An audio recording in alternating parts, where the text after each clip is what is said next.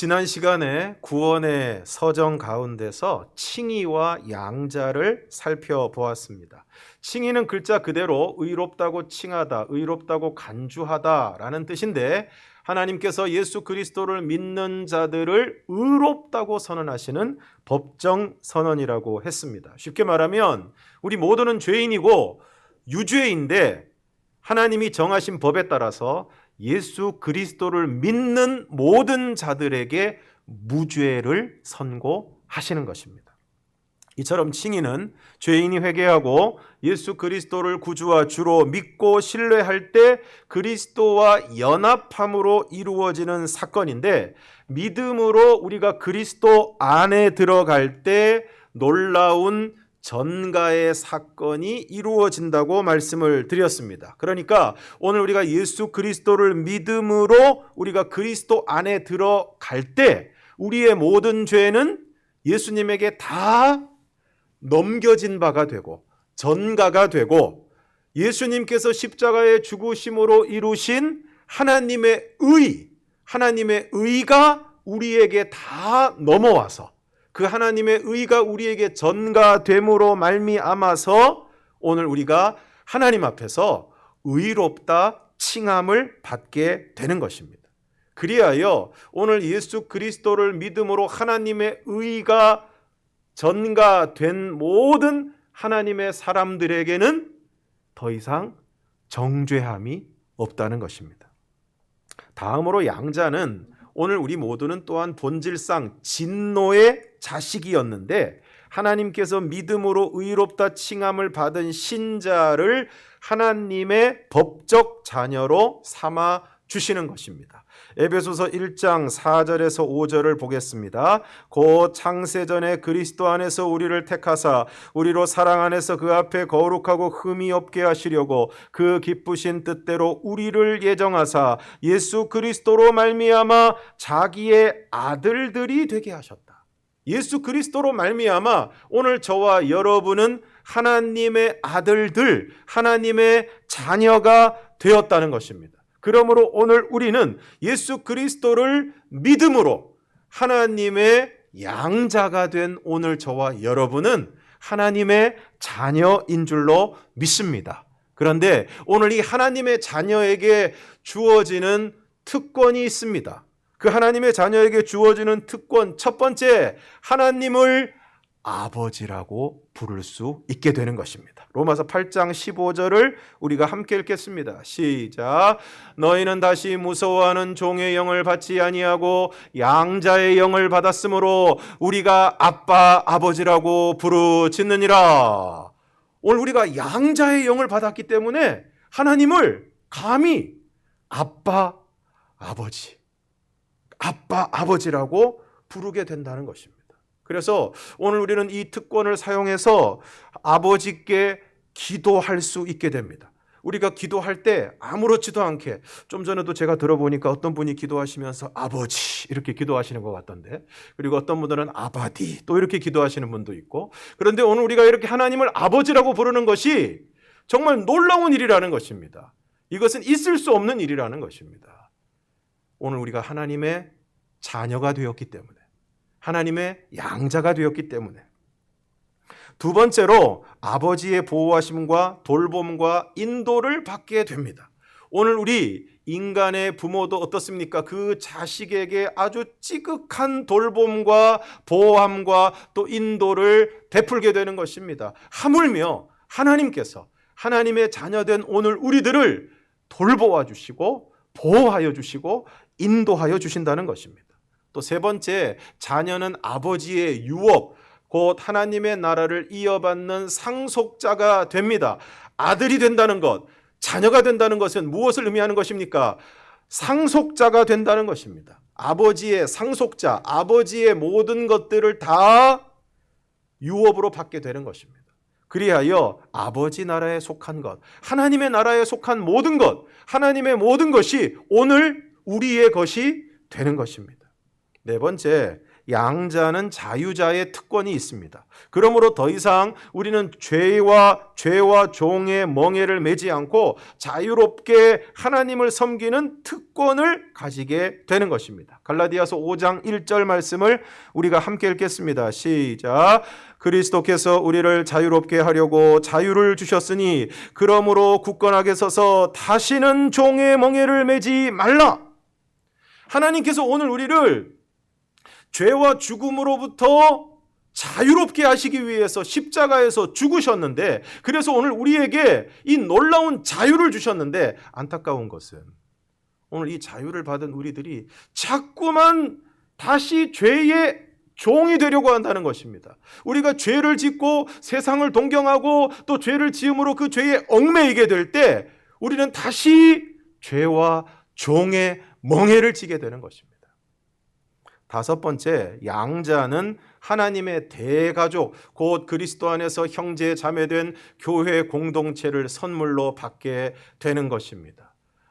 아이를 입양하게 되면 그 아이는 원래 가족이 없는 그런 아이였는데 입양을 하면 어떻습니까? 아버지와 어머니가 생깁니다. 형제 자매가 있다면 또 형제 자매도 생깁니다. 그 주변에 있는 친척들, 그 큰 가족의 일원이 되는 것처럼 오늘 하나님을, 예수 그리스도를 믿음으로 하나님의 자녀가 된 우리들도 교회 공동체라는 이 놀라운 대가족을 선물로 받게 된다는 것입니다. 그리고 여섯째는 좀 부담이 되는데, 자녀는 때로 하나님의 징계를 받습니다. 히브리서 12장 8절을 함께 읽겠습니다. 시작. 징계는 다 받는 것이거늘 너희에게 없으면 사생자요 친아들이 아니니라. 옆집 애가 공부를 잘못했다고 하면, 수학 몇 점 받아왔다고 하면 허허 웃으면서 다음에 잘하면 되지 라고 이야기를 합니다. 그런데 내 자식이 공부를 못하면, 수학 점수를 형편없이 받아오면 어떻습니까? 눈에서 막 불이 나옵니다. 절대 웃음이 나오지 않습니다. 왜 그렇습니까? 내 자식이기 때문입니다. 그러므로 하나님도 오늘 우리가 하나님의 자식이기 때문에 징계하시는 것입니다. 역설적으로 오늘 우리가 징계를 받는다는 것은 하나님의 자녀라는 증거입니다. 이런 말씀하시는 분들이 있습니다. 다른 사람들은 나보다 훨씬 악하게 살아도 아무 일도 없고 오히려 잘 먹고 잘 사는데 나는 조금만 잘못해도 하나님이 나를 가만두시지 않는 것 같다. 너무하신 거 아니냐? 여러분, 이게 너무하시는 게 아니라 자녀이기 때문에 그런 것입니다. 악하게 살아도 가만두는 것이 좋은 것이 아니라, 사실 악하게 살아도 아무 일도 안 생기고 징계도 없고 야단도 치지 않는다면 그게 사실은 땅을 치고 통곡해야 될 일입니다. 왜 그렇습니까? 그게 바로 그 사람이 하나님의 자녀가 아니라는 증거이기 때문입니다. 내 자식이 아니면 그 자식이 무슨 짓을 하든 무슨 상관입니까?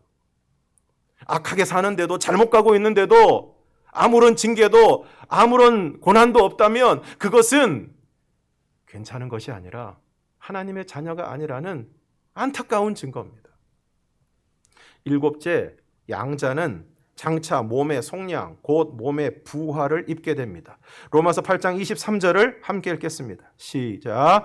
그뿐 아니라 또한 우리 곧 성령의 처음 익은 열매를 받은 우리까지도 속으로 탄식하여 양자 될 것, 곧 우리 몸의 속량을 기다리느니라. 이처럼 성령의 첫 열매로 중생과 칭의를 힘입어 양자가 된 성도는 장차 죄의 오염과 부패로 인해 죽을 육신이 된 우리 몸의 부활을 통해서 온전한 존재로 변화되게 되는 것입니다. 로마서 8장 11절에서 이렇게 약속하고 계십니다. 예수를 죽은 자 가운데서 살리신 이의 영이 너희 안에 거하시면 그리스도 예수를 죽은 자 가운데서 살리신 이가 너희 안에 계시는 그의 영으로 말미암아 너희 죽을 몸도 살리시리라. 누가 저에게 왜 예수를 믿느냐고 물으신다면 저는 부활의 소망이 있기 때문이라고 답을 드릴 것입니다. 사랑하는 성도 여러분, 예수를 믿음으로 하나님의 양자, 하나님의 자녀가 된 오늘 저와 여러분은 부활할 것입니다. 오늘 여러분은 예수님의 부활을 믿으십니까?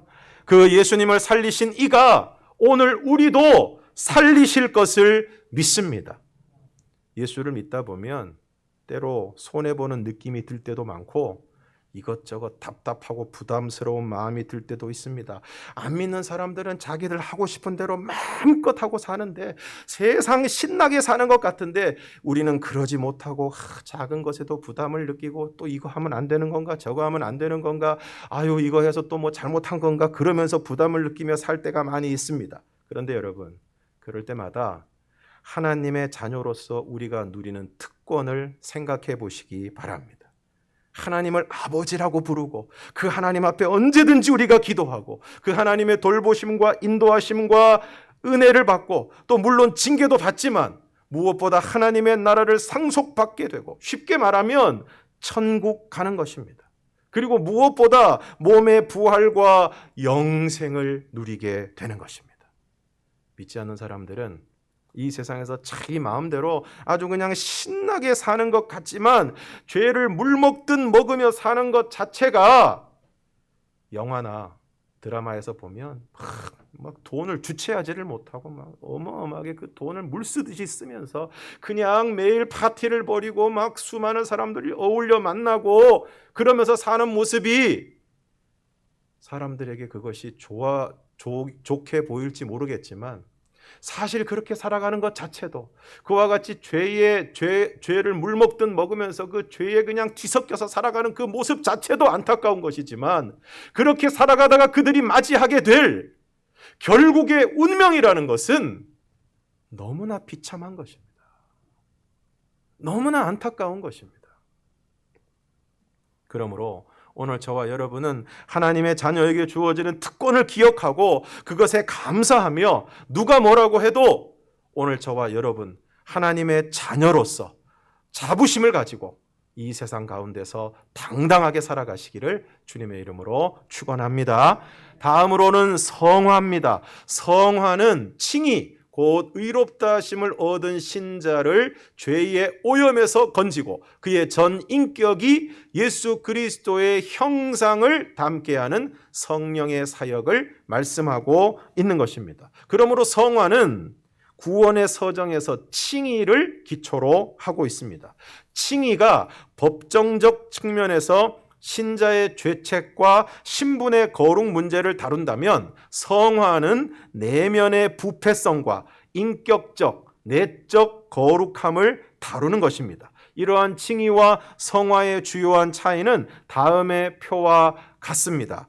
칭의와 성화를 나누어서 비교하고 있는 내용인데 표에서 보는 것 같이 칭의는 죄책, 정죄를 제거하고 성화는 죄의 오염, 죄로 인해 타락한 본성과 부패한 마음과의 싸움을 통해서 죄의 오염을 제거하는 것입니다. 그리고 칭의는 하나님의 심판 법정에서 이루어지는 일이지만 성화는 우리의 내면에서 이루어지는 것입니다. 칭의는 앞에서 살펴본 것처럼 의롭다 하시는 법정적 선언이고 그리스도의 의가 전가되는 것이고 성화는 의롭게 변화되며 거룩하게 되어가는 과정입니다. 성화는 하나님의 자녀로 하나님의 형상을 회복하고 닮아가는 것입니다. 또 칭의는 즉각적이고 완료된 단번의 역사이지만 성화는 평생의 지속적인 과정으로 이 구원의 서정, 구원의 순서의 마지막이 뭐냐 하면은 영화입니다. 영화롭게 되는 것, 영광스럽게 되는 것인데 이 영화에 이르기까지 이 성화의 과정은 평생에 걸쳐서 이루어지게 되는 것입니다. 칭의는 모든 신자가 같은 신분을 얻지만 칭의, 예수 그리스도를 믿음으로 의롭다 칭함을 받게 되면 모든 사람에게 똑같이 무죄 선고, 당신은 하나님 앞에서 의롭다 하는 신분을 얻게 되지만 성화는 신자마다 천차만별입니다. 그래서 어떤 사람은 저 사람은 예수님 같다 이런 소리를 듣는 사람이 있는가 하면 어떤 사람은 저 사람은 예수 믿는 사람이 맞나? 할 정도로 성도들 간에도 아주 천차만별이라는 것입니다. 그리고 이러한 성화에는 확정적 성화가 있고 점진적 성화가 있습니다. 확정적 성화는 성도들의 믿음과 회개, 칭의를 통하여 그리스도 안에 거하며 이미 세상과 구별된 존재가 되었음을 말씀하고 있는 것입니다. 고린도전서 1장 2절 말씀을 보면 고린도에 있는 하나님의 교회 곧 그리스도 예수 안에서 거룩하여지고 성도라 부르심을 받은 자들과, 오늘 고린도 교회 교인들을 향해 사도 바울이 뭐라고 부르고 있습니까? 성도라 부르심을 받은 자들이다 라고 이야기하고 있습니다. 고린도전서 6장 11절에서도 너희 중에 이와 같은 자들이 있더니 주 예수 그리스도의 이름과 우리 하나님의 성령 안에서 씻음과 거룩함과 의롭다 하심을 받았느니라. 씻음과 거룩함과 의롭다 하심을 이미 받았다라고 말씀하고 있는 것입니다. 이처럼 성도는 이미 거룩하여진 존재입니다. 그런데 이렇게 거룩하여진 성도에게 나타나는 특징이 있습니다. 그것은 바로 예수 믿고 신앙생활 했더니 내가 진짜 거룩해졌구나 라고 생각하는 것이 아니라 반대로 예수를 믿고 구원을 받고 의롭다 하심을 얻고 정말 거룩하게 살려고 노력하고 하나님께 가까이 나아가면 나아갈수록 내가 정말 형편없는 존재구나. 내가 정말 쓰레기 같은 존재구나. 내가 정말 내 안에 선한 것이 없구나 라는 것을 뼈저리게 느끼게 되는 것입니다. 그것이 바로 내가 그 사람이 거룩해진 존재라는 역설적인 증거입니다. 그래서 내 안에 선한 것이 하나도 없다는 것을 알게 되기 때문에 어떻게 됩니까? 나를 의지하고 내가 대단하다고 생각하는 것이 아니라 내 안에 계신 성령님을 더욱 의지하게 되는 것입니다. 나는 할 수 없습니다. 그래서 오직 성령님만 의지하고 내 안에 선한 것이 없습니다. 오직 성령님만 의지하고 그렇게 살아가게 되는 것입니다.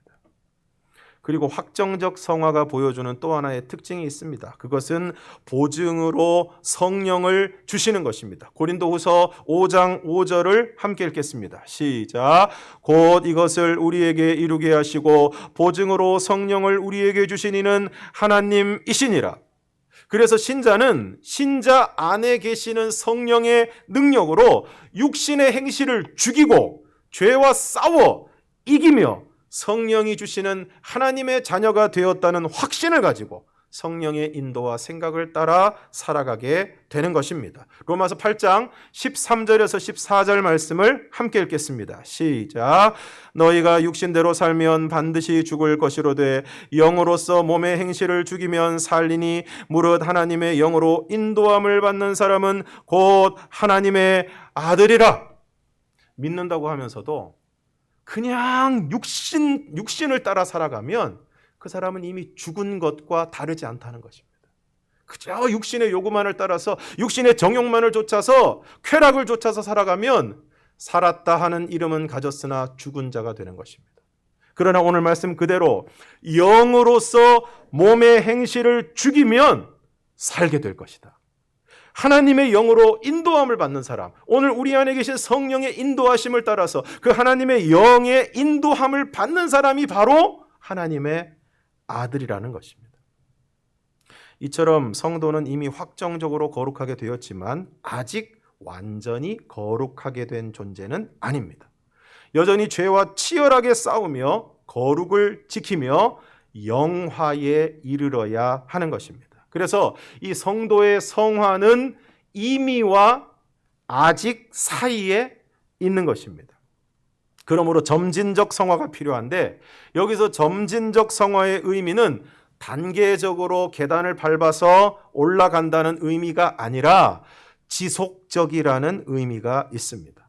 이와 같은 점진적 성화는 소극적으로는 그리스도 안에 거하며 끊임없이 침투하는 죄의 영향력과 씨름하며 일평생 지속해서 싸워나가는 것을 의미하는 것입니다. 갈라디아서 5장 16절과 17절을 함께 읽겠습니다. 시작.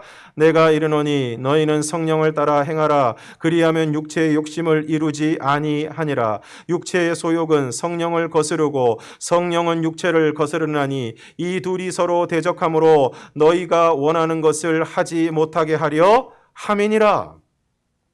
이 말씀이 성화의 실제를 잘 보여주고 있습니다.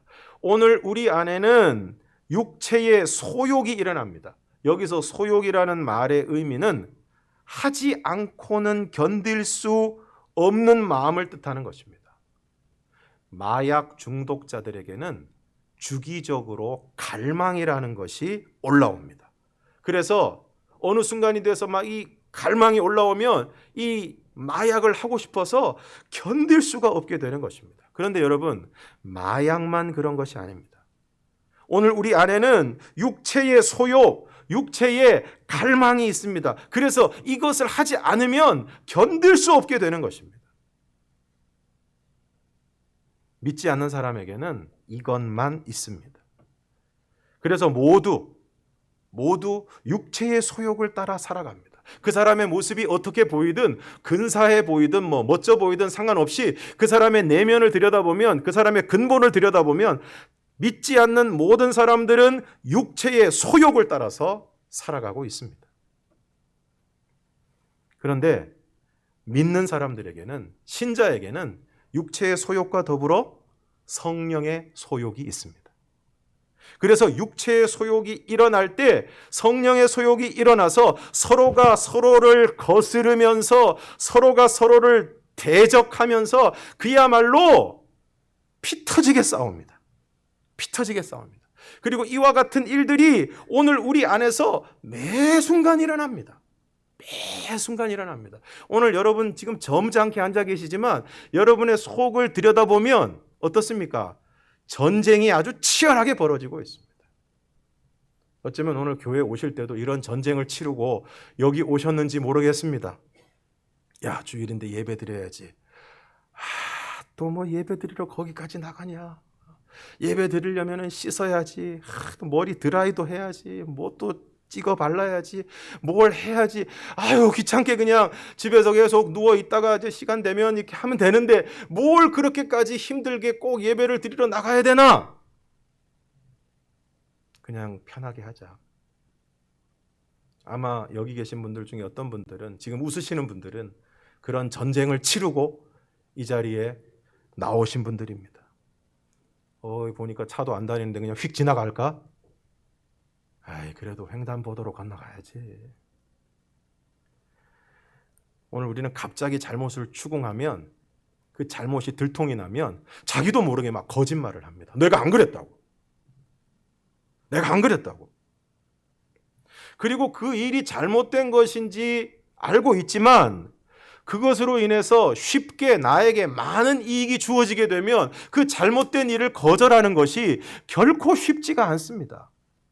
한 번만 눈 감으면 돼. 한 번만 하면 돼. 그러면 그냥 편하게 사는 거야. 그 유혹을 뿌리치기가 결코 쉽지 않습니다. 조금 더 편하게, 조금 더 쉽게, 조금 더 빨리, 조금 더 육신의 만족과 쾌락을 위해 살고 싶은 육신의 소욕이 우리 안에 남아있기 때문에 이게 막 순간순간 막 끌어오릅니다. 막 부글부글 끌어오릅니다. 그렇게 살아야지. 육체를 위해서 살아야지. 몸이 편해야지. 내가 지금 힘들어 죽겠는데 봉사는 무슨 봉사야. 내가 중요한 거지. 내가 좋아야지. 그러한 소욕이 끌어오를 때마다 감사한 것은, 그러한 소욕이 끌어올 때마다 오늘 우리 안에 계시는 성령님께서 성령의 소욕으로 함께 끌어오르시는 겁니다. 그래서 이 육신의 소욕과 성령의 소욕이 우리의 마음, 이 내면 속에서 그야말로 그냥 뭐 이루 말할 수 없는 전쟁을 치르는 것입니다.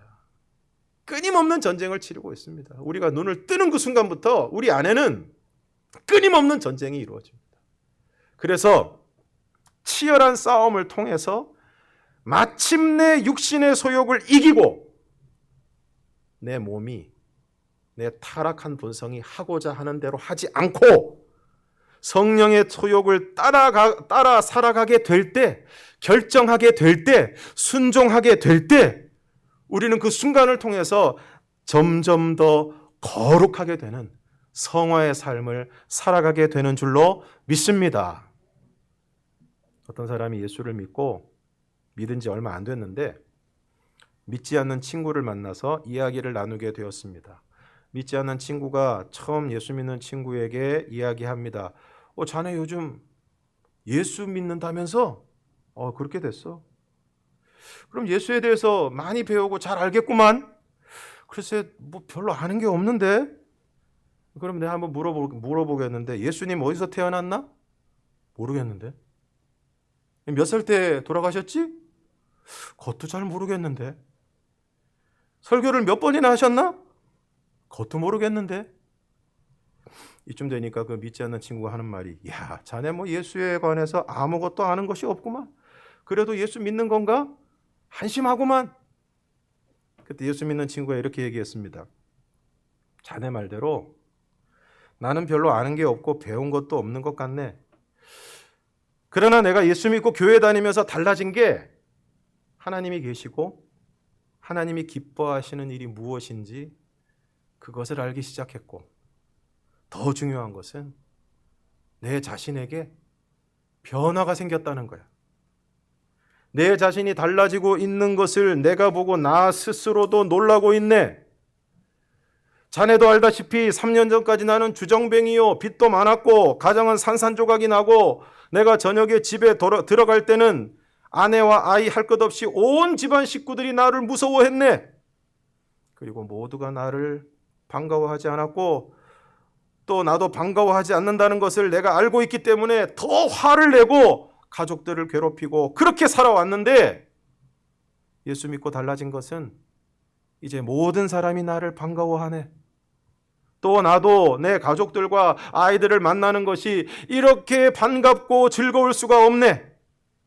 그리고 전에는 몰랐는데 오래전부터 하나님이 나를 사랑하고 계시다는 그 한 가지를 배웠네. 그러고 보니까 감사하고 내가 사는 하루하루의 생이 얼마나 소중한지 삶 자체가 소중해졌네. 사랑하는 성도 여러분, 오늘 여러분의 삶에는 이러한 변화가 일어나고 있습니까? 간절히 바라기는 예수 그리스도를 믿고 오늘 우리 안에 계신 성령의 인도하심을 따라서 우리 안에 있는 육체의 소욕과 성령의 소욕의 치열한 싸움을 통해서 육체의 소욕을 이기고 성령을 따라 성령에 순종하는 삶을 살아감으로 오늘 저와 여러분의 삶 가운데 성화의 아름다운 열매가 풍성하게 맺어질 수 있기를 주님의 이름으로 축원합니다. 기도하겠습니다.